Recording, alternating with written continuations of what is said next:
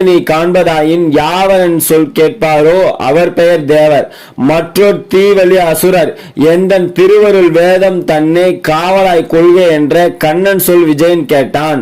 சாத்திரம் உரைக்கும் கண்ணன் தர்மத்தை மறந்த பேர்தாம் நாத்திரம் தீத்திரத்தை நவிலுங்கால் அசுரர் என்று நாத்திகர் தமைதான் சொன்னான். நால்வகை ஆசை வீழ்ந்து ஆத்திர சுகம் காண்போரே அரக்கர் என்றால்தான் கண்ணன்.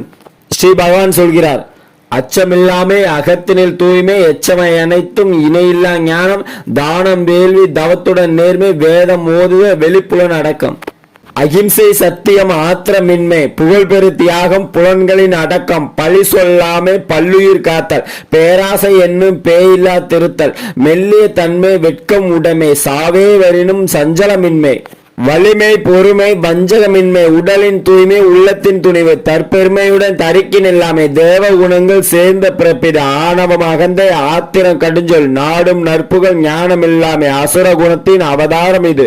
தெய்வ குணங்கள் திருவருள் சேர்க்கும் அசுர குணங்கள் அவனது விலங்கு. பாண்டவ குமாரா பார்த்தா விஜயா கவலைய விடுக காசினி தன்னில் தேவ குணங்கள் சேர்ந்தவன் நீயே.